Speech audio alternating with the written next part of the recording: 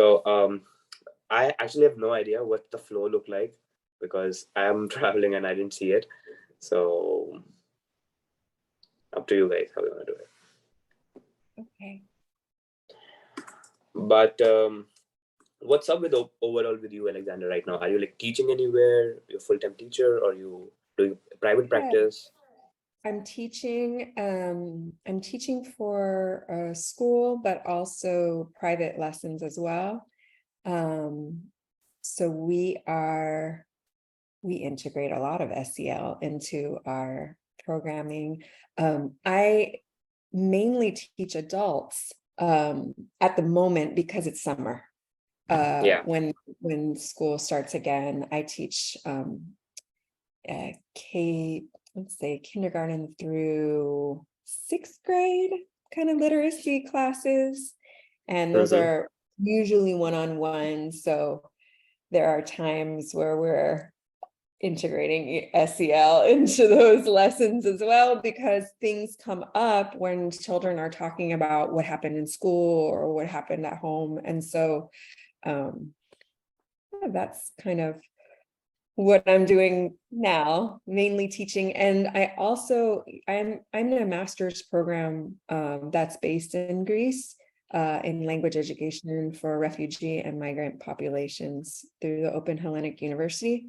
So if I'm not working, I'm putting effort into all this like research-based work. So it's exciting. There's a lot going on right now. No, that's amazing. So, like when it's a regular school, it must be a one-to-many, right? It must be a classroom setup with a lot of kids, or is it like? I have huge classes right now. So it's let's say a technical college, I guess we can refer to it as. And some of my classes had like 44 students or 33 students, and they're from all over the world. So I have a really unique opportunity to teach people from Different background. Every different background, different languages spoken, native languages spoken, and it's a beautiful thing. So I feel fortunate to have that that lens to the into I the agree world. with you. Yeah, it's not easy, and you know what? That was one of the most important value prop that Tomo Club is bringing in. That when you have these games, they become like a universal language. Kids, because it's 90% graphics, very small amount of content that kids have to read or understand, and games become very intuitive. So lot of educators come back to us and say, it's more like a universal way of teaching, because kids get the game so quickly, and then they're able to find their path through it, talk about it. So it is the best product to manage equitable way, not for the bright kids, but for everyone. So it becomes super exciting, to teach stuff like that. absolutely. And just out of curiosity, like, do these guys have one-to-one device in Greece? Like, do they have laptops or iPads with them? So my students are mainly in the US, actually. I'm teaching remotely, and they're mainly in the state of Georgia, interestingly enough, but they are originally from countries from around the world. I mean, I have students who were from Vietnam, El Salvador, and Russia, and Syria all together in one place, and all over Africa. Wow. So this is like the world is, you have the world exposed to you in your screen. But they're all living in Georgia, almost all of them, I'd say 90%. Some are traveling back and forth to their home country from time to time, and they can still come into the class. But yeah, it's pretty amazing what we can do on Zoom or these other platforms, meeting platforms, to connect everyone. And to your point, like SEL is a fantastic tool to find this common point with people from anywhere in the world, because it is that, what you said, that universal language. Everyone can use,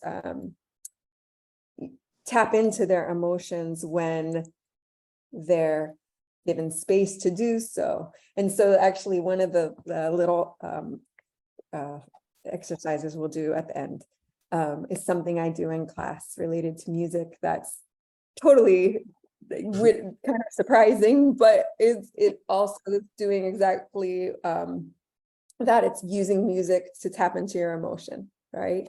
So the universal language, as you're referring to it, I like that. Yeah. It's helpful for a language learning class that I teach, so I integrate it all the time. So amazing. So let's do a talk, and let's do a game session, and then if possible I would love to host a similar game session for your kids. If in one of the classes, you can bring us there, it will be fantastic. Yes, I mean, they're through other schools, so I would have to get permission, but we can try it with some of my private students if they're interested. Oh yeah, if they can all come together, because it's usually a multiplayer game, so that will be fantastic. Yeah, that would be great. Yeah, over to you, Matt. I'm sorry I've been stepping toes, but yeah. No, that's okay. I'm just excited to join, and I really am hoping to learn. And I've seen the huge benefits of how SEL has helped the social development of my kids. That's really the experience that I bring to the table. Is I'm a father to 13 and 14-year-old girls, and not only Tomo Club, but also spending time with my kids to help them understand. So I'm sorry. Go for it. Oh, just being able to help them understand that their growth in the social environments that they find themselves in is really, really dependent upon their ability to tap into the learning that they've had around social emotional growth. And so I'm just really glad to be able to join and listen, and I'm grateful this morning.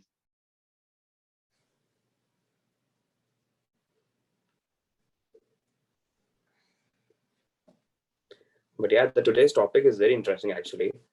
It's about rejections as young adults. That is very specific, very exciting, and we as adults are even learning it. So yeah. Well, and while we're waiting for Chelsea, let me give you guys just an example of this. My daughter came home just the other day, totally rejected. She's brand new in the work world, and her boss wrote her up, like a write-up. Hey, your performance when you're with these two people is unacceptable. And she totally was feeling rejected. And so being able to navigate those waters with young people and to be able to let them know, hey, this is normal. When you feel rejected, you need to go to the person that you feel rejected from and have a conversation with them. That's not the natural flow of life, But having that conversation with Juju this week and letting her know, hey, you need to go find out. If you feel rejected, you need to go find out why. Get curious as to how you can grow as a person. Those are the kind of prompts that we all need. And like you were saying, even as adults, those are things that are difficult to navigate. But if we can put those tools in the toolboxes of young people to be able to deal with rejection in a way that's healthy, that moves everything forward, that's gold. That's not something that you're going to read in a textbook. but it is something that you can learn through video games and cooperative play. But learning how to deal with rejection in a way that to where you don't just climb into a cave and feel sorry for yourself, but instead to make productive steps to grow and change and help those that are around you at the same time is something that's very timely.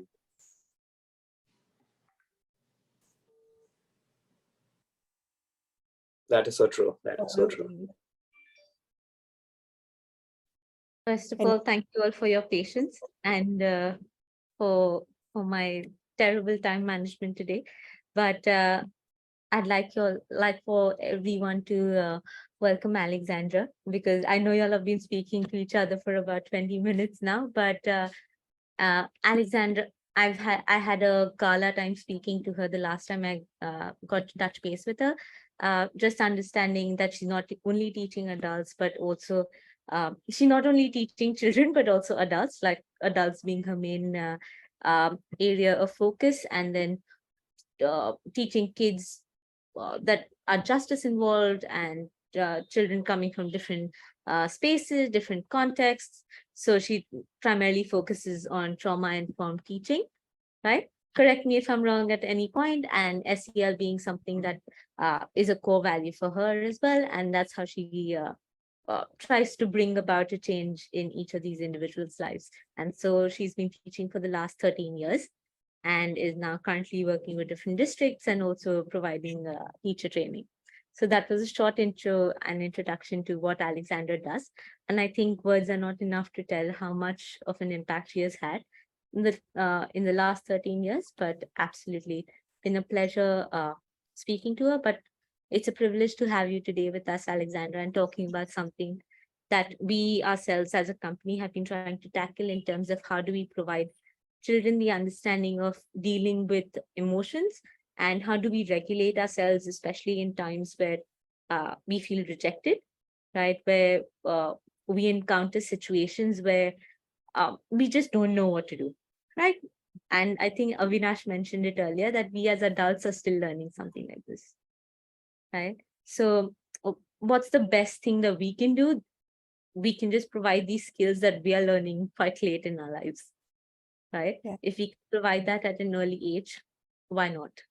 So I'd leave this floor open to you. So just a short introduction to Tomo Club, and I think Avinash has already done that. So Tomo Club is an educational gaming club for children from grades 3 to 12, where children come together in cohorts where they play multiplayer games and learn social and emotional skills.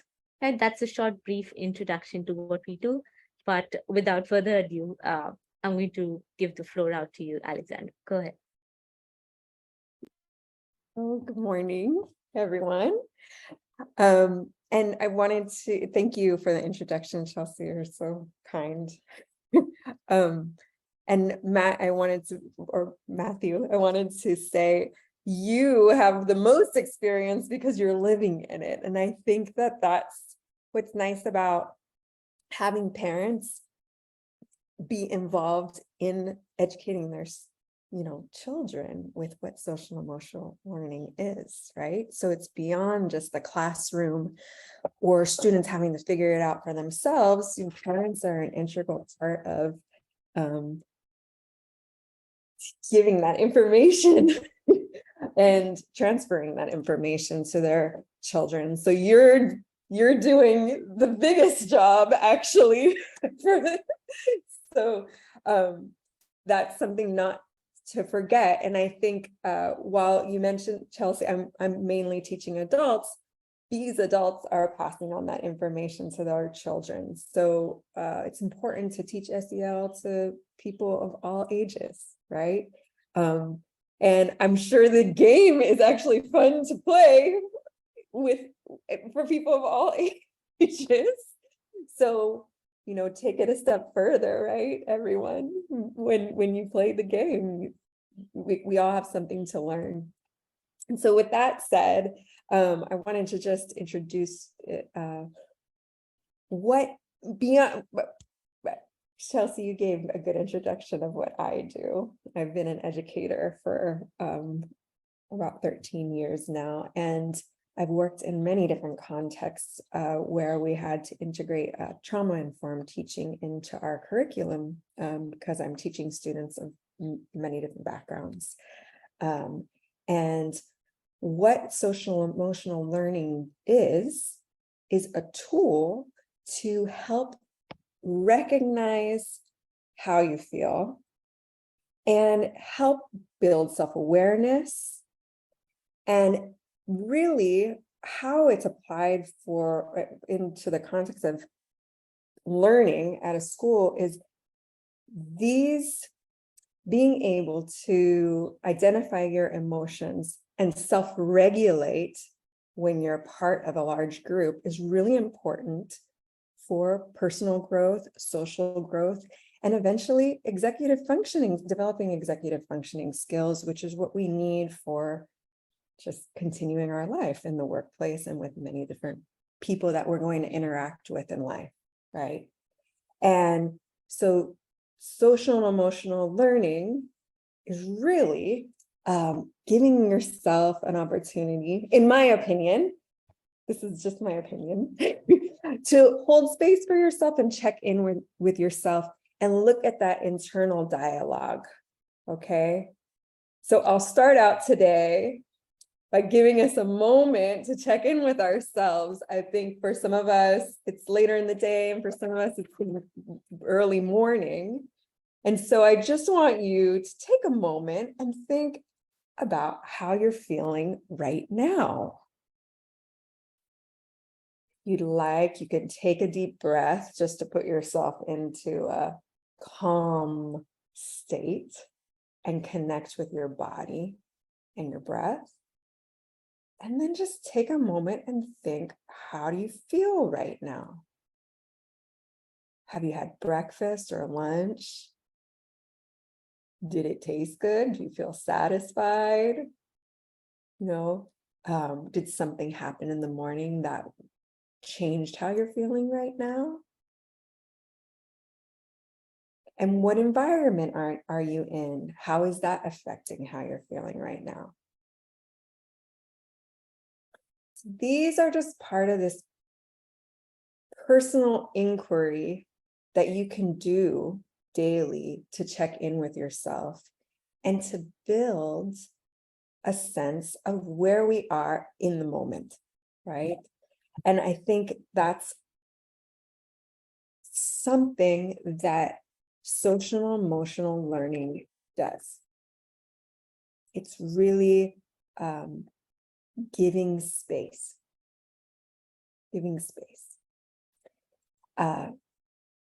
recognizing how you feel, and asking why. So that will be kind of the common theme of what I'm going to talk about today, because it's never been directly said to me in that way, but when I'm teaching it, that's what comes up. It's like identifying how you feel and then asking why you feel that way, right? And this is a process that can take us really far in life.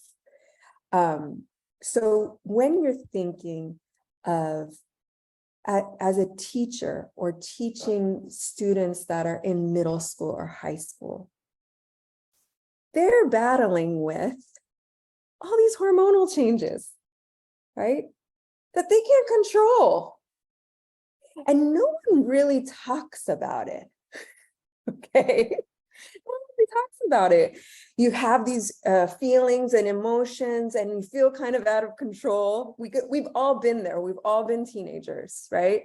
So you think back to how you felt as a teenager and you're like, gosh, why do I feel that way? Sometimes it's out of our control. So social and emotional learning skills are a way to put yourself back in control, to take a moment and to say, wow, maybe I'm upset because I'm growing and this is a growing pain. Maybe I'm upset because I want to belong to this group and I'm feeling like maybe they don't want me to be part of their group. Maybe I want to I have feelings toward another person where I dislike them, but I don't know why I dislike them. Where does that come from? And this is happening at a rate that's so fast when students are in middle school and high school that they don't even know what's going on. And so these using SEL or bringing social and emotional learning skills into the classroom, bringing attention to social and emotional learning skills through games such as Tomo Club's games are really important for developing those skills in the future when you're faced with a situation where there's no one else to turn to, right? So social and emotional learning skills develop empathy, self-awareness. They allow us to be better at conflict resolution and ultimately build resilience to move through the world as we become adults and as we grow. And as we're all adults here, you know, we've never stopped learning. We're continuing to learn. So all of these things are continuing on to adults. But if we had the chance to learn these skills at a younger age, wow, how much time we can, how much more time we would have probably as adults, not worrying so much about things that maybe were not, they were feelings that we had that weren't necessarily accurate thoughts. Okay. So specifically, that's just a general introduction to social and emotional learning. I hope that was clear enough in my words. But what I wanted to talk to a little bit about, and then we'll move forward to a small exercise, but talking about specifically rejection in middle school and high school. So I was mentioning that SEL can really help with conflict resolution and building resilience. But there are tools to help build these skills. So there's something, what I like to use are role-playing scenarios, okay? So role-playing scenarios can really help with situations where you're feeling rejected, right? So instead of dealing with the problem after the rejection happened, bringing these tools into the classroom before it even has a chance to happen is really important, because then the student or the child is prepared, or the young adult, actually these are young adults that we're speaking about, is prepared to handle the situation if it ever does happen, right? So the role-playing scenarios are really a great way to start to build these skills. And one thing, one question, an example, I won't do a whole lecture about these different games because actually Tomo Club has quite a bit of material regarding coping strategies and these kind of role-playing scenarios if you look at the material they have on the site. But an example of a type of question you can use is, what kind of strategies can you use when you're feeling rejected? What emotion is coming up when you're feeling rejected? So you're asking these questions, so there's a critical thinking element, right? And then the role-playing part can come through with saying, how would you help a friend if they came to you after having a situation where they were rejected?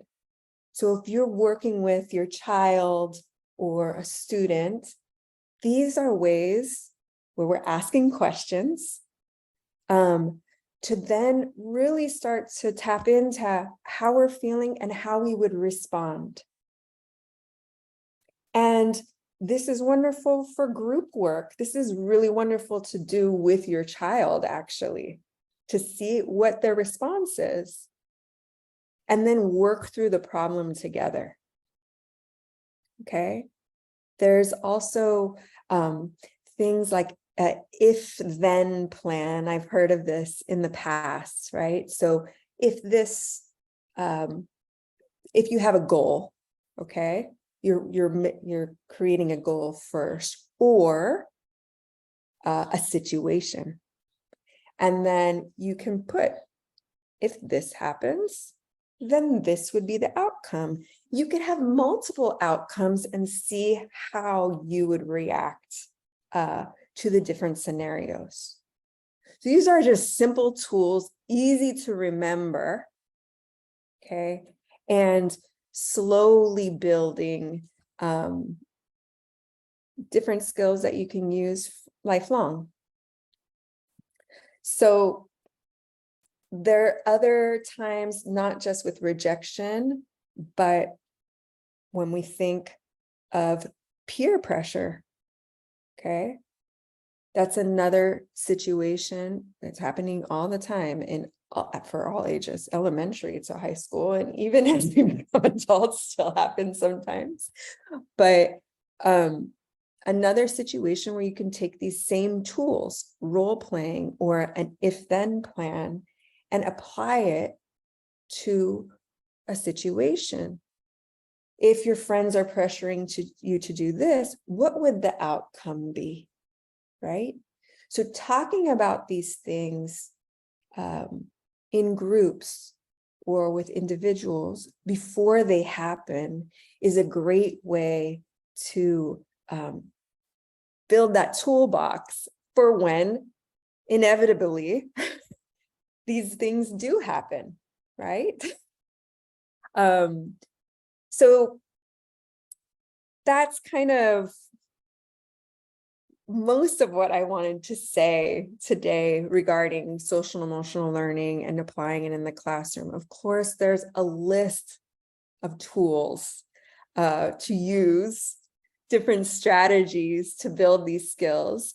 Tomo Club's games are ways to build these skills as well. And so instead of me giving you a laundry list, I mean, I encourage you to actually check out the game today and see how that's going to help integrate these skills. And also, beyond looking for strategies, intuitively understanding what you would do in these situations.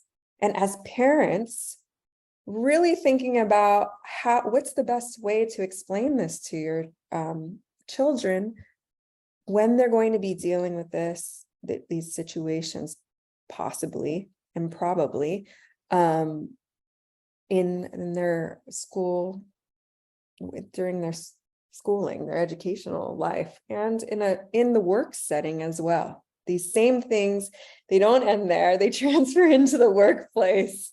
So I don't think we talk about that enough either. But same strategies can be used in any context. And that's kind of the beauty of SEL. So one thing I want to share with you before we move on, this is kind of a fun way to explore emotions that I use. I'm going to play about 30 seconds of a song, okay? And this is a fun way to recognize emotion and recognize your body. One thing I didn't mention is that when these events occur, a negative event or even a positive event, okay, often our body responds. So it's not enough to question your emotion. Also question the response of your body. Why is my chest hurting, right? Why is my stomach hurting? Okay. And how is that related to an emotion? So this exercise is doing just that, but using a positive tool to recognize those feelings, okay? So I kind of like to use positive examples as well, because you'll notice a lot of what we see, there's kind of negative scenarios, and we're trying to combat what we would do if something bad happened. But we should also know the same response occurs when something good is happening. So here's an example of just that. Okay. And this is fun to do with anyone, all ages. So I'm gonna play. Yeah, bring it on. Yeah, I hope. Do we have enough time? Oh yeah, absolutely. Go for Yeah, it. You can stop me too. Come on, it's okay. I have actually a couple of questions, but we'll do that after the music. Okay. Sorry, that was now, of course, I had it all up and then now it's having a small issue loading. So give me one moment. Chelsea, do you need to give option Alexandra to share her music or something like that? Yeah. She has it up. Uh-oh. Is it a link that you would want to share with me? No, I was just gonna play Oh, one piece of music.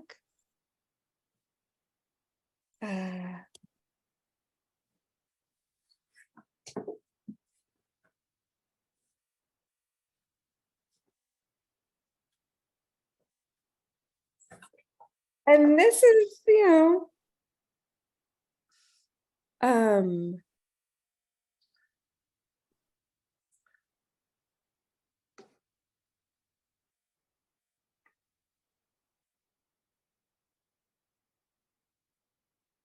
this is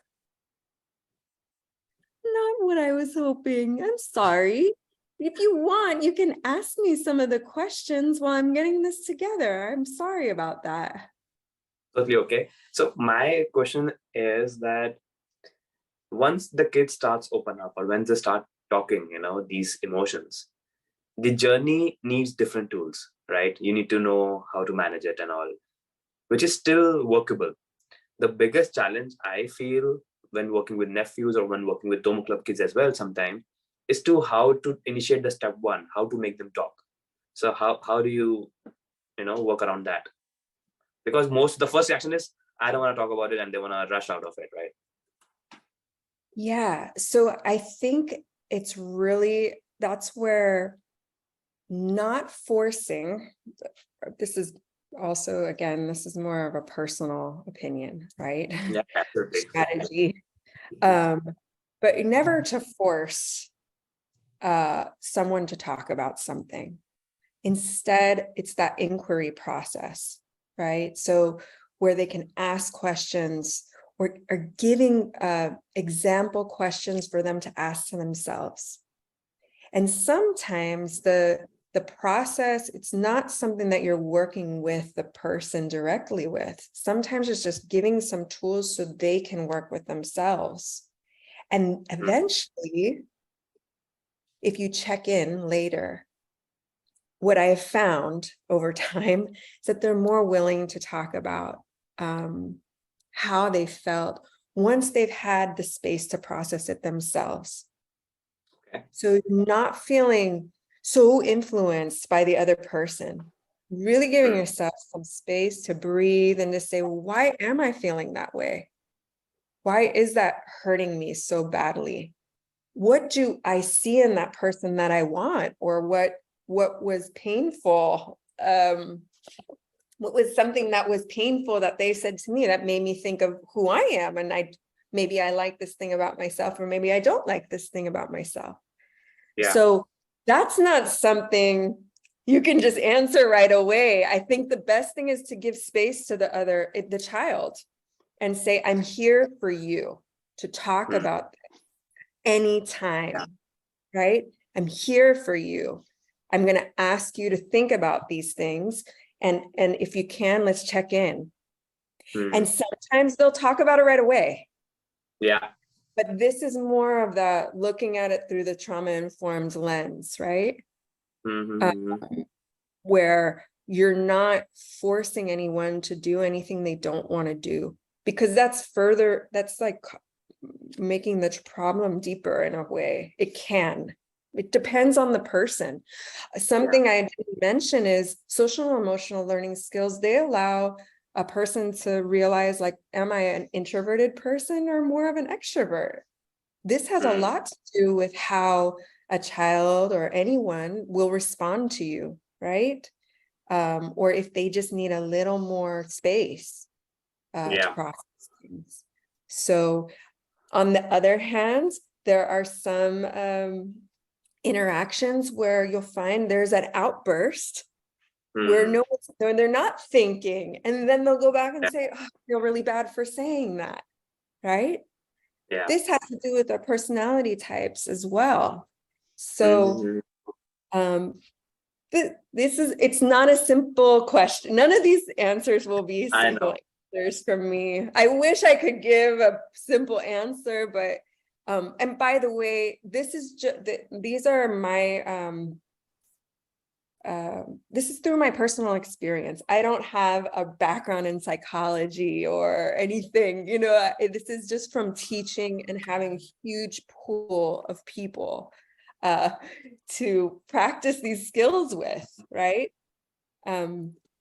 So I hope that I really like something that you shared, Alexandra, because how do you get kids to open up? How do you get students? How do you get your kids? How do you get them to open up? Like you said, this is a very difficult question because each individual is different. But something that you said that I have also found is very effective. It's not trying to get the student or the child to answer a question for you and because then you're making them be vulnerable to you because they have to come to you. But instead asking that question specifically when it comes to, let's say, for example, peer pressure. My kids are like, hey, I need a phone. Okay, I'm going to be rejected if I don't have a phone. All my other friends have a phone. And so it's asking that question to them. Well, it's not asking them a question to get a response. It's asking them a question so that they're asking themselves. It's helping them ask themselves good questions. And then I love what you said. Then if they're able to process that question by themselves, hey, why am I feeling this way? Why do I feel rejected because I don't have a phone? Then they come back and say, it's only because everyone else has one. And I'm like, oh, you came to that discovery? Cool. Because when we come to our own discoveries, it's a lot easier for us to take advice from others. And so I love that your reason for asking the question to the student or the child is to get them to process, which, you know, and realizing that their prefrontal cortexes aren't formed and they're not equal, they're not adults. So we can't just give them the information that they need, but instead we need to give them time to navigate, and then the role playing too, because then they have a mental and emotional and linguistic grid, a mental path, like, this is how I respond when this happens. So I love what you're sharing. That's so awesome. Thank you, Matt. It's true. I mean, you know, working with your children, it's like very difficult to force teenagers to listen to things. So looking at it as an offering maybe is the best way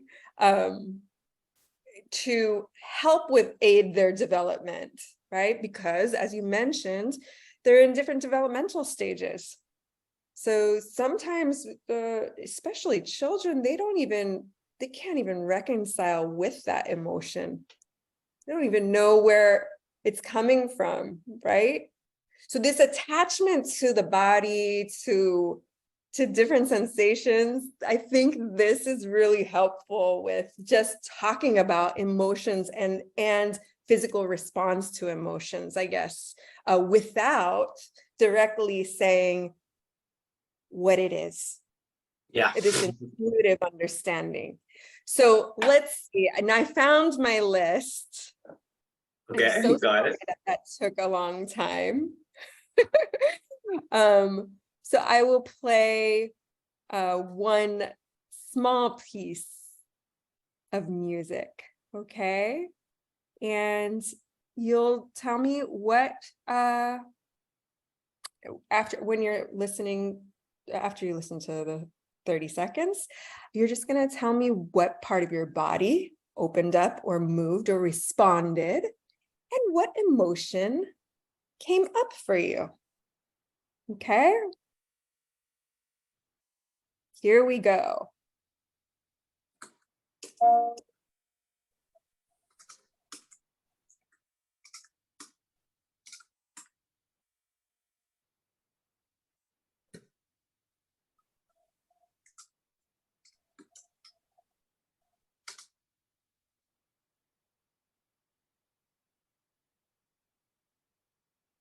It's not playing, right? Oh, it is playing, is it? I'm not Can't hear sure it. what I'm supposed to listen to. Yeah. Can't It hear it. wasn't. I can't. Yeah. Oh, you You have. can't hear. There's an option to share. So when you share, you can click on computer audio. Can you see the option? Yeah. And when you do that, then you can listen to it. I see. Okay.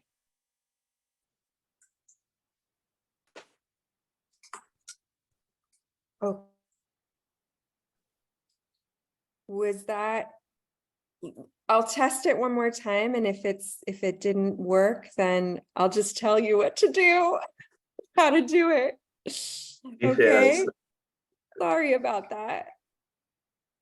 It's okay. Of course. I'll do it if you need any help. Here we go.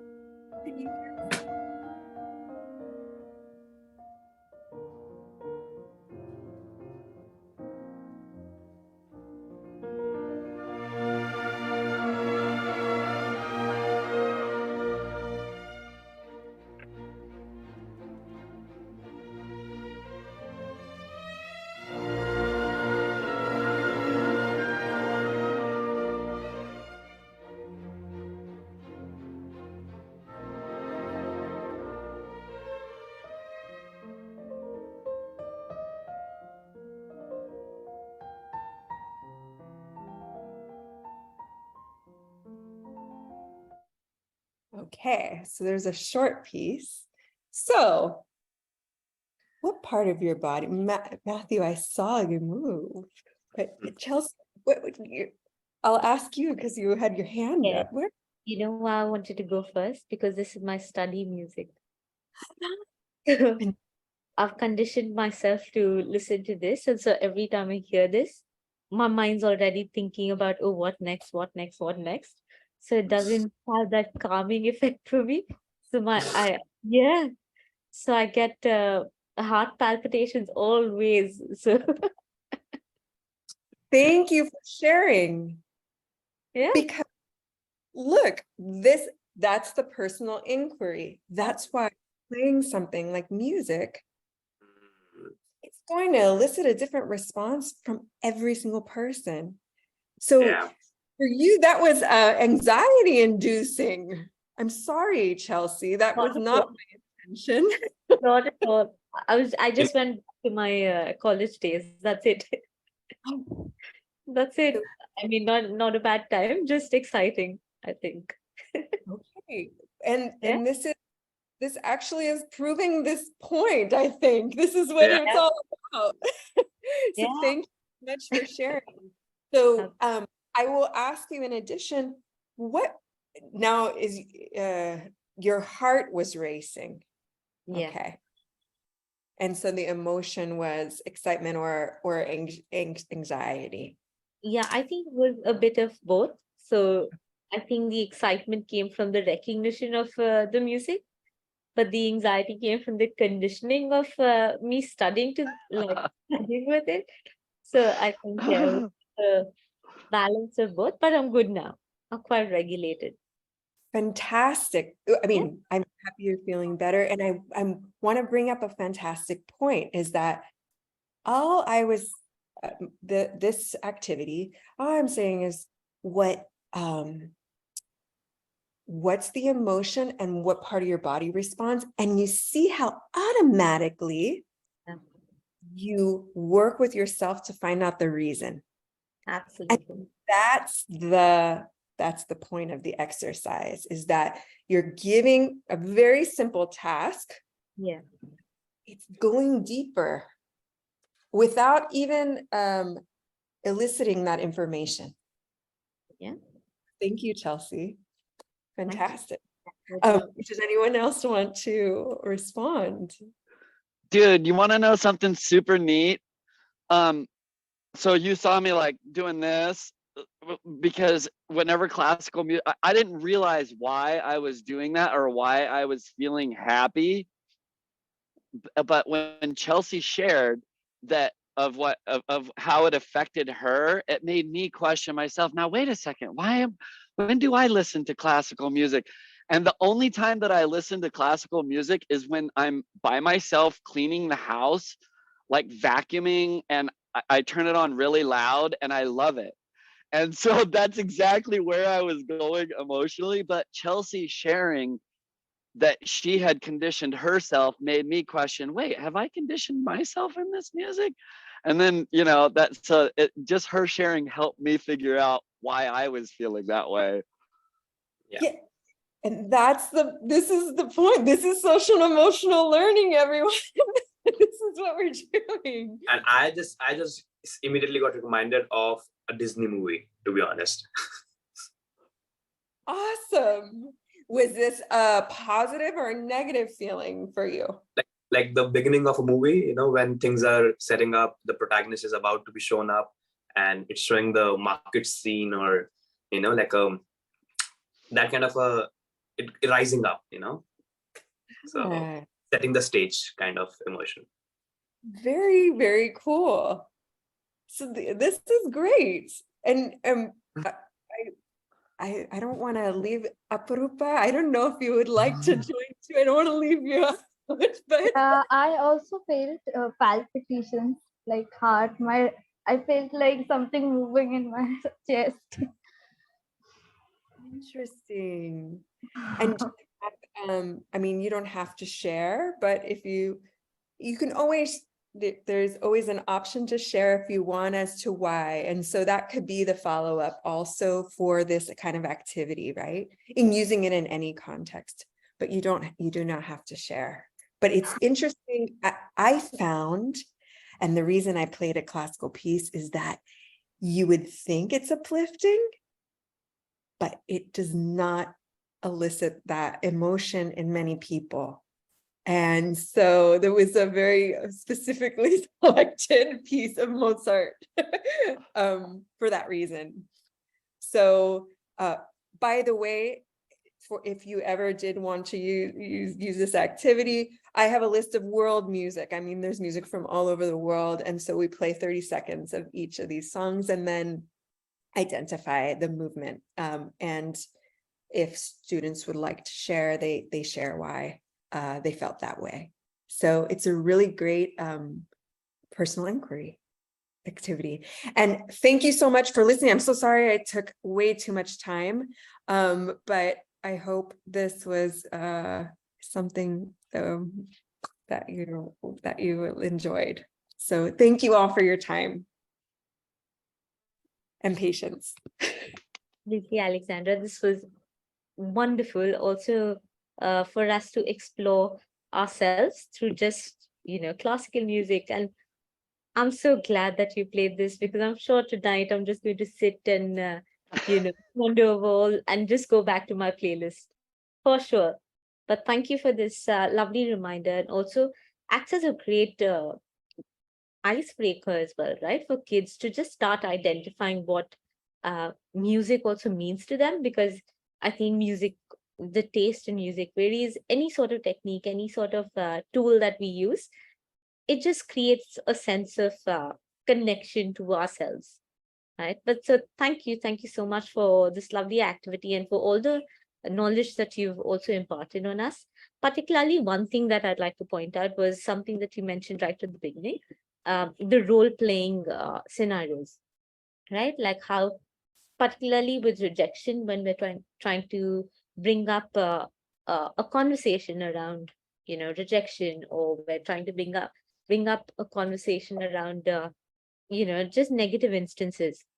What we want to do, or what we try to do as educators and as psychologists, is try putting them into someone else's shoe, right? Or storytelling. That's why storytelling works, right? Because they're trying to empathize with what the character is feeling. That's why movies work, right? Because they're trying to figure out what the character is again experiencing, right? So thank you so much for sharing that. And definitely, as I think even parents do try to do that, right? That's why storybooks are something that kids are read. Like, I mean, the parents read these storybooks for the kids, and the kids remember it for life because they connect to all these characters within the stories. So thank you so much once again, Alexandra. I know we're very short on time. Would love to ask everyone if they're up for one round of a game. Yeah? Okay. So today we'll be playing the First Settlers. All right. So I'm just going to share the link in the chat box. Just give me a moment.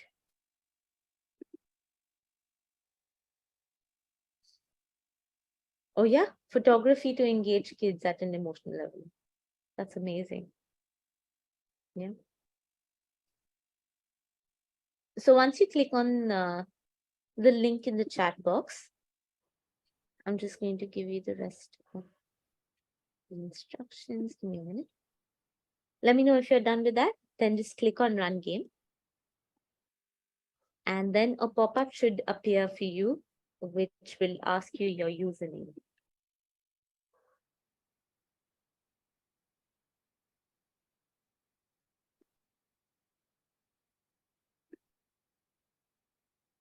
If it's not done yet, just let me know. I'll walk you through it again. Let's see.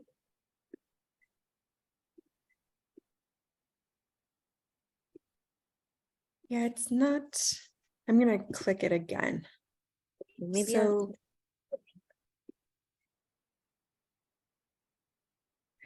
do I have to download? No, I'll just give you another link, maybe. Okay, thank you. I think it should be the same one, but can you try this link again? Yes. Okay, so it says Run Game for me.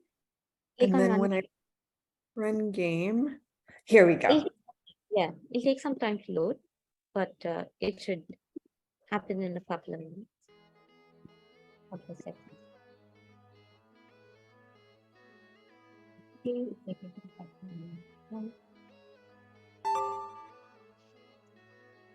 Yeah, just give me a moment. because my face is coming through. Avinash, would you be able to host the game? Absolutely, I'll do that Yeah, immediately. I think So the guys, thing- Alexander, did you put your name in it? Yeah, just select the region as Europe. You can toggle those buttons and select the region as Europe and build as player. When you do that, just hit the join button. Perfect. Now put the room ID as 181 and you will be inside the game. That's it. Perfect. I see Alexander here. Matt, are you joining in? I'm gonna have to walk inside and hop on my laptop really quick. Just give me 1 second. Or Chelsea, you can join in the meantime. Yeah, I'm Yeah. trying. I'm trying. No problem at all. We have like Avinash and Alexander here. So, Chelsea, you wanna walk her through the game till we start? Absolutely. So what we're going to be doing, we're playing a very different version of what this game usually does. So if you played Tetris before, it's very similar to that. However, you're managing a bunch of resources in this particular game. You've got an island of hexagon tiles, and you will have, so each player has tiles on the right hand side. What they need to do is that they need to pick them up and they can rotate them and place them at the right spot. And the way you earn points is by there are a couple of ways. So the first way is to connect the water body to the house, and that's by using the gray tiles or the brown tiles. All right. Then the second way is by placing the turbines upon the turbines that are there on the map. Then the third way is by connecting 3 farmlands together, which creates or grows more fruit. And last way is by connecting 5 farmlands together, which produces more milk on the island, because we're all the first settlers, right? Since we're all the first settlers, we need to collaborate to understand how to make or what to do to make the best out of the resources that we have. So we also have limited tiles, and we have a time limit, right? Like or a duration in which we need to get the highest points. Okay. But the twist in the game is that when it is our turn, we will not be able to see our tiles, right? So our teammates need to tell us where we need to place what, right? They can tell us to rotate the tiles. They can tell us to put the tiles up based upon where they want to place it, right? So this game does have a lot of inputs with respect to how we can handle rejection as players, because there are times when we will have to take permission from our teammates to figure out or to assign the right place for the tiles. Okay? So the first round is usually just to figure out what the game is all about. But since we're short on time, we're going to play the game once, and then we're going to see, and we're going to come back and see how this can impact children. Yeah. So I'm just waiting to be assigned in an arena, and then. Yeah. Matt, are you joining in? Yeah, just give me 1 second. I'm almost there. Yeah, select the region as Europe. Yes, sir. And Alexander, don't worry. Just like all the kids, they learn the game rules while playing. So, and that's the best part. How much we try to explain it, they want to just jump in and, play. So it's going to be fun. Don't worry.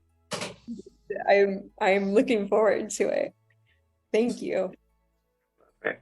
Just have to be unmuted throughout so that we know and what needs to be done. Okay. Oh, Chelsea, I put you out so that I can get Matt in. No problem. Yeah, that'd be good. Matt, just remember to select the region as Europe and build as player. Yeah. Okay. And then put number 181. 181.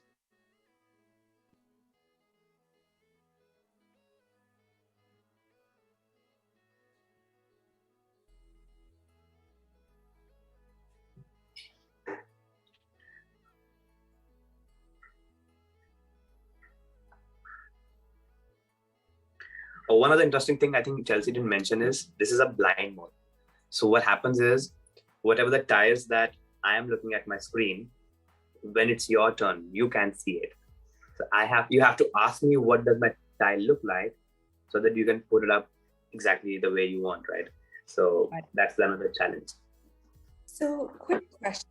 If there's a class that's playing the game together, are they on the same classroom, or can this be done remotely as well? Yes. So just like we are doing it. Yeah. You would have your Zoom. Sorry, you would have the Zoom class with the game. It's not integrated into the game. I guess that was. No, it's not in the game. So we make it like this, like you are joining the Zoom separately and then having the game running in the browser. But let's say if you're in a classroom, in person, then you are still playing on the screen, but the conversation happening is face to face. Cool. Very cool. So it works both the cases. I'll show you a video after this in which I'm having this big classroom of 12 kids and they're all sitting on, like 3 kids, each separate, sitting on different desks, and they're playing as a team. It's super beautiful to see. And yeah, it is. I'm not sure whether Chelsea, can you join back in? I'll just start the game, right? Okay, no problem. It's 181. Yeah. I think Matt is trying to join. I didn't see his. Yeah, you'll have I to. am. I just need to. I'm in the Zoom now. I just need to go to Google and launch. You can open the link anyhow in the browser, right? Irrespective. Yes, that's where I'm going.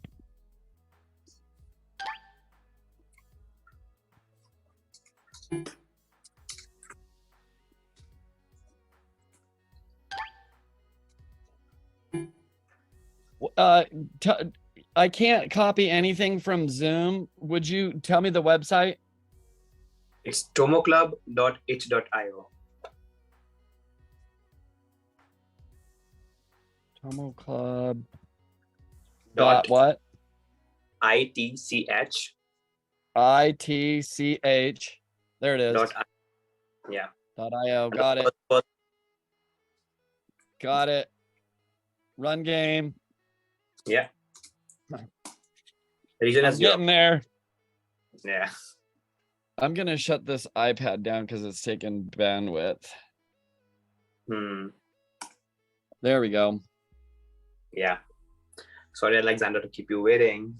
No, hey, I'm sorry I went on so long with my I wanted to make a note, I didn't this last activity I didn't mention that was more to prepare for these bigger activities that Chelsea, like the published that you all have available to people. So this was kind of a pre-type activity just to get in connection with the emotions. I didn't really say that, but I want people to be encouraged to use your wonderful materials, which actually promote all of those scenario-based activities that I was mentioning. I didn't get to say that. We're glad that you're doing it now, Alexandra. But definitely, I think just having that knowledge to, incorporate so many different activities just to give the best to the kids, because these all hands-on activities, right? Absolutely. Like games for that matter, they're all hands-on activities. And Yeah. you want to get kids to be doing all these things so that they're able to use their brains and their hands and their bodies just to get into what they're trying to Yes. be. Exactly. So in the game, so we are in the game, guys. Can you see the screen, Alexandra? Yes, I can. So you can see on the right side, there is this tile that I have to pick up and I have to drop. But unfortunately, I can't see what tile it is. So you guys have to guide me that which color or what it is. So what is it, Alexandra? Can you tell me? So there are two on the left-hand side of there are two tiles that are soil tiles or tiles. Okay. There's one, the upper right hexagon is a lawn or Okay, green. got it. So let me just put it like that. Now I can see it. Okay, now it's your turn, Alexandra. So Matt, would you like to guide her? Yes, Alexandra, do you see the water wheel? Oh, you can't see the tile at all? No. Can you describe the tile? I can describe the tile to you. They're stacked horizontally with a slight offset where you have dirt and then a water wheel off to the right a little bit, and then dirt that's aligned with the original piece. Is it possible for you to place the tile so that it's on G 10 and a half? G10? The water wheels have to fall within the gray slot. Placing has a water wheel on it, and it needs to be placed inside the gray water wheels that are around the edge of the board.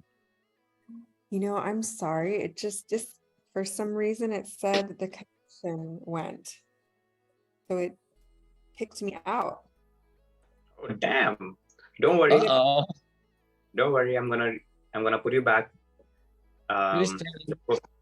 Just give me a second. Should I put my name in again?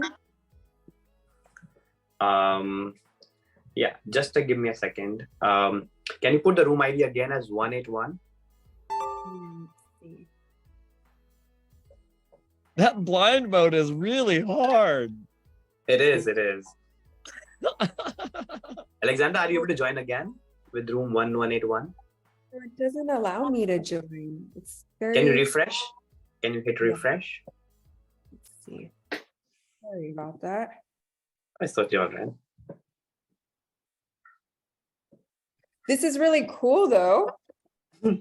Yeah. Because I see what's going on and how you have to. 181. Yeah. Oh, got it. I see you there. Perfect. Just give me a second. And yeah, it started again. Just try to remain on the screen itself. Okay, it's my turn again. So guys, what is it? So you also again have a lawn piece, then the water wheel and the soil at the Got it. base. See, I have to put the water wheel on the silver part so that it fits well. I see. Okay. Yeah. And the next Okay, part is now if we it's my connect turn. three. Yeah, if we connect three grasslands together, it's gonna give us fruits. So Matt, why don't you rotate the tile? There's an Okay. option to rotate. Perfect. Now put it next to the green one. Yeah, There. that's good. There. Yeah, that's absolutely. See? Oh! Very cool. Okay, now, Matt, I'll just tell you. So Alexandra, so the point of the game is that we have to decide among each other how the first island should look like, right? Okay. And the one of the ways to make money or points in this is compounding. Can you see those +1s, +2 showing up on the screen? Yes. So it's like when you build up these resources, they keep on earning more points for you. So as a team, you have to make sure that you develop these resources early in the game so that your point tally can go up. And right now it's only you and I playing. So that's why the team, it's only one team. So let's say we had 20 kids, we would have put them into, let's say 5 arenas and 4 kids each. So it would have been a competitive team game. So Cool. there's no child picked up as a winner, but as a team who is picked up as a winner. And that makes super exciting. Plus, there is so many other things in the game. There is power-ups and all. So let's just play for a while and I think you'll get it. So Alexander, it's your turn. And in a clockwise direction, you have brown, green, brown. So why don't you put it up next to the existing green? Just pick it up. Uh-huh. Yeah. And yeah, that's good enough. That's good. Perfect. Great. So we can use different names. Like we can call it row E, column 8, horizontal and parallel. So to guide each other, or we can use different ways to how we're guiding each other. Is there a way to undo your move once you placed it, or the whole point is that everybody's working together, so it's placed in a... There's no way to undo your move, but you can, let's say if you put up a wrong tile, you want to destroy it. So you can use a bomb. So let's try that. Okay, it's my turn. I'll use a bomb. Okay, so then I have option to select. Let's say we want to remove this tile. Now, all of you must have got an option to choose, say yes or no. Okay, so I can say yes. Yes. See, that is removed now. Everyone has to Has to- decide together. Yeah. It's a veto yes. If anybody says veto no, it's not happening. Okay. Right? Very cool. So that makes it more, see, the idea of this game is making it more collaborative. And then we can definitely, and you can imagine, right? When kids are playing, this is all time above energy. They're talking about it, they're shouting at each other, they have to resolve their conflicts while doing it. And it becomes a very engaging game session in a way. Okay, I don't so know it's what my tile looks like. Yeah, why don't you guide him, Alexander? So you have on the top a water wheel, and then going clockwise, the grass, and then soil. And Oh, okay. So what if I turn it now? There. Is the water wheel on the right? yes. Yes, it is. Okay, can I put it right here? Oh, that sounds good to me. Oh, yeah, Looks- actually. That'll Oh, give we us got some cows. We got milk. So now the cows came to graze. Yes, because now there's a big grassland of 5. So we attracted them. Oh, I love this. Great. Okay, now it's your turn, Alexandra. It's in a clockwise way. It's brown, green, brown. Okay. So I have an idea. We can put it up next to row B, column 10, at the bottom right. Okay. Row B, column 10, right This is here. perfect. Yeah, good. So Because we want to connect. you can see where I place it, correct? Yes. And you can say, Yes. okay, put See, it there. right now you can see, right? Where am I trying to put it up? Yes, But okay. I don't know what tile it is. So I'm just Oh. playing blind, honestly. Clockwise, you're brown, green, brown. Can Brown, you green, connect brown. the water? Can you connect Yes. the water down to our little, no, yeah, there you go. It's good. We just connected water. Oh, yeah. And we got 10 points for that. So that's a big achievement if you're able to connect the fresh water bottle in the center to the warehouse. Okay. And there are 4 warehouses. See what that explanation was. And you're so right, Avinash. It's like so different to read it and then to experience it. Exactly. Oh, okay. Now this is good. Guys, we can put this up. Matty, we can put this up on row F, column 7, next to the tree. As is. Yes, as it is. Just one down in the slot. Perfect. Right there. Right Yeah. there. Yeah. Oh, we got more fruits and more cows. And cows. Very nice. Alexandra, those you have dirt. Okay. Would someone like to suggest where I place this? You can put it up on row M, column 0, on the top left. Just let's connect one more water body. Row On M. top left. 0. Here. M0. M0. One It down, has one to be down one from that right there. What we're trying to do is connect those warehouses to the water using the dirt path. Okay. And you just did that. That was epic. Avinash, Okay. you have brown, green in descending order. Perfect. What? You want to guide Matt, Alexandra? You want to guide Madam? Have soil. You have soil. All soil? Yes. Yeah. So Oh, I think let's. Will that get me to the water? I believe so. You only need one piece connected to the water, correct? Yes. Okay, so yeah. You got 10 points. Wow. Well, so this is great. Alexandra, you have from top to bottom, green, water wheel, dirt. Okay. Should I? Can you turn it? Oh, wait. Yeah. No, you know what you could do? How about J0 or J1? J1, should I turn it?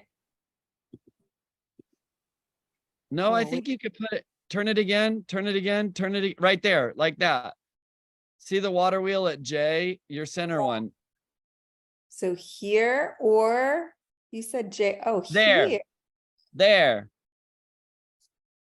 There we go. Heck yeah. Cool. So, Avinash, you from left to clockwise, you are green, brown. Okay, green, brown. You got it. Yes, sir. Grass, dirt. Got it. Oh, We right. just got 1 more minute to play, guys. 1 more minute, and then we are done. I want to bring up. Why don't we try to use another power up? Let's use the replace icon, the green one. Okay. Matt, you want to try that? Or Matt, let's do one thing. You got green, brown. Just put it next to the tree. We can get cows then. Green, brown. Yeah. Next to which tree? This one. Yeah, this one good. Great. All right. Alexandra, why don't you use the power up? The green one. So the Just green replace one- 2 tiles.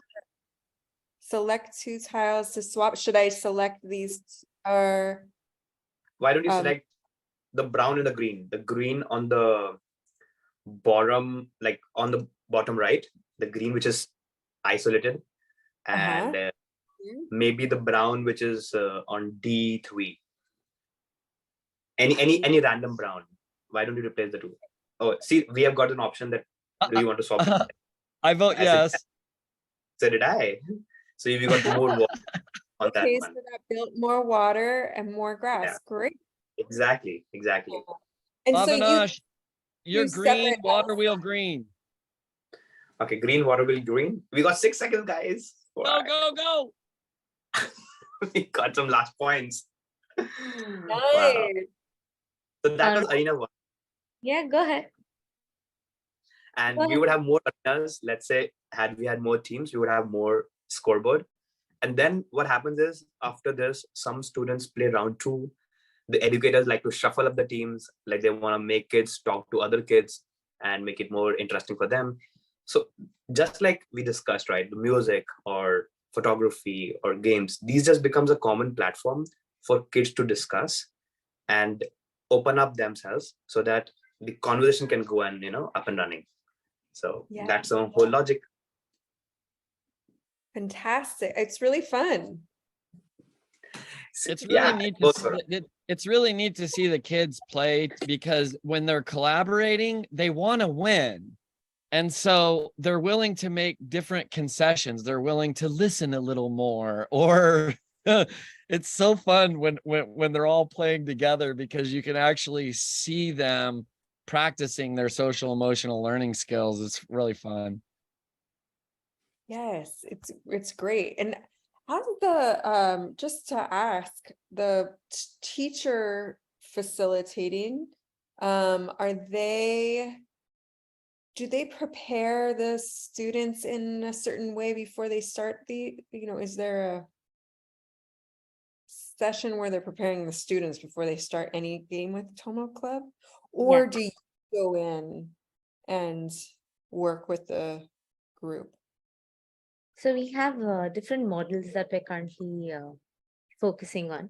So I think Avinash Avinash would be the right person to talk about the different models regarding how we're delivering to different schools, right? So one of the models is with respect to us providing our own moderators, and the other model is how teachers want to directly use the curriculum in their classroom. So I think Avinash. So I didn't get the question completely. It was about how it is used.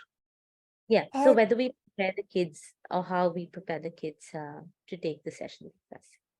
So, it is very easy. The same link that you selected, Alexandra, instead of just choosing player, you could have chosen as a moderator, and it would have given you a room ID. So it is very intuitive for teachers to host the game and kids to join the game. And with every game, we give a quick lesson plan, for the educators, which is like nothing but a flashcard in which they know what questions to ask, how to engage kids, and it becomes very easier for the educators to host it. So this is one way in which educators do end-to-end, right? And we become more like a technology tool. But there are some schools, how teacher shortages right now. Some schools are asking us to provide tutoring also, like Chelsea, like I did the session, Chelsea did the scaffolding of how the skills are being taught and brought up. Because right now we rushed you through it, literally. We didn't do it at all the way it is supposed to done.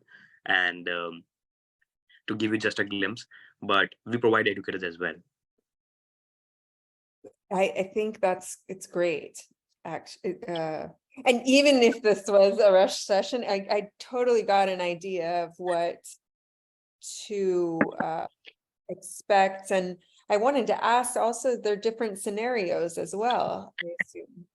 To the Oh yeah, model absolutely. that you've developed. Sorry, can you complete the question? Like what scenarios? Multiple game styles of games that you've developed. Yeah. So see, of that's course, you can't work with kids on the same game. They get bored very quickly. So Yeah. maybe educators can do 2 to 3 sessions at max with first settlers. But then we have this library of games which educators can choose from, so that every week they can try new games. And that kid's excited.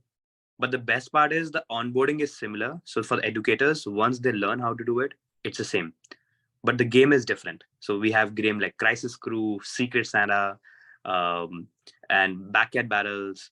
So all these games are collaborative multiplayer. None of them are single player, because our idea is you can't learn SEL in silos. You need to learn it while engaging with others. So that's how it is.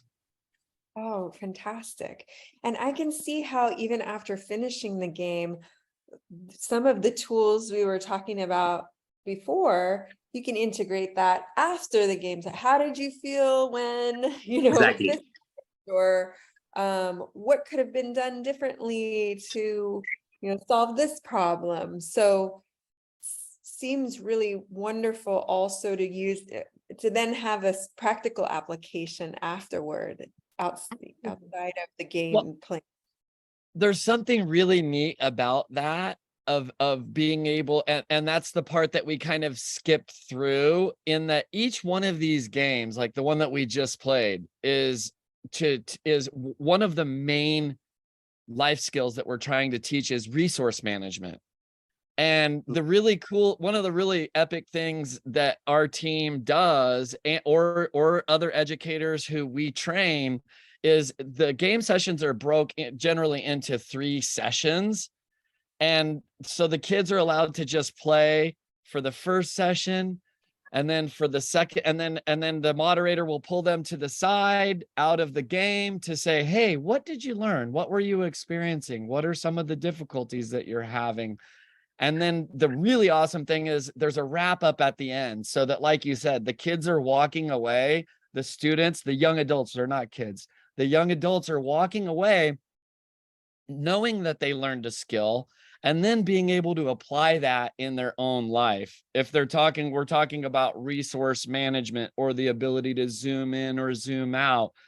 There's also an email that goes home to the parents that gets them involved, or the teachers, whoever didn't participate in the event, to let them know what the young adults learned, so that they're able to tie that into their real life, and then the young adults are able to make progress. It's really neat. Really, Yeah. really fantastic. Can you see my screen, guys? Can you see my screen? Yes. So you can see that it's a classroom setup. I actually shot it by myself. So there are all team games playing on those different tables as a team. And what happens is, after the game session, the educator brought them all on the rug to discuss. And she could not keep kids quiet. They were all sharing their heart out, that, okay, this was a problem. This was what the working was. I want to do this next in the game round. And at the end of the day, educators want them to talk. And the same educator was like, I haven't seen my kid talk this much in the entire week, which he or she had done in the 1 hour. So right. I think in that way, we're kind of hitting the bullseye on that. Yeah, you're starting the conversation. I mean, I actually, I just looked at the chat again, and that was a question you asked, right? Which, how do you get children to talk? We were talking about that before. I think there are these ways that are less intrusive, that then elicit that response. Yeah. It's a fantastic tool. Thank you. I think just wanted to add on to a little point that I think both Matt and Avinash were talking about. Manik is our other co-founder who's not here today. So he's usually on this call as well. So just wanted to add on that we do provide the session guides, right? So what a usual session would look like would be 3 rounds of gameplay. And within each, or after each round of gameplay, there would be some form of discussion, which would be mentioned within the session guide, right? So questions like the ones that you asked, what would you like to do differently in the next round? What are some strategies that you would like to use with your team? what is something that you would like to improve upon for yourself, right? As you're playing the game, how would you like to make the gameplay better? What is something that you're learning right now and you can apply in your real life? So right after the game rounds are done with, right towards the end, we have something called as the debriefing round, right? Where we're talking about these different skills that we want the kids to take back and apply in their real life, right? Because at the end of the day, what they're doing here during the session is just practicing. They're just practicing these skills. But the actual application of what they're practicing and what they're learning happens in their real life. And that's what Matt was also talking about the emails that we send back to the teachers and to the parents. We tell them about what happened during the session, and we also inform them about some conversation starters and some videos that they can, reinforce with respect to the skill that we've spoken about during the session. So if we would have spoken about resource management and we would have asked them their real life application, we would also send the same thing to the parents with a conversation starter or with something that would get the kids going to talk about resource management in their day-to-day lives with their parents. So yeah, that's a short gist that I wanted to cover as well. Well, thank you. Thank you for the opportunity to play the game again too. I know last time I joined, I wasn't able to stay long, and I really like this one. It's great. Perfect. All right. So I think we can sum it up. And thank you so much, Alexandra, for the lovely insights that you provided us with, especially with dealing with the, rejection for the young adults and for teenagers. So thank you once again. And hopefully our collaboration will continue for, the time to come. I Yeah. hope so. Thank you. Let us know if you want to host the game session for your kids, whether it's on Zoom or if they're all sitting together in one classroom. In both the way, it can work. So happy to help and happy to see more kids using it, because that's the goal. Absolutely. Thank you for the invite, everyone. I appreciate it. Perfect. Okay, then guys, see you soon. Bye-bye. See you all. Bye-bye. Bye.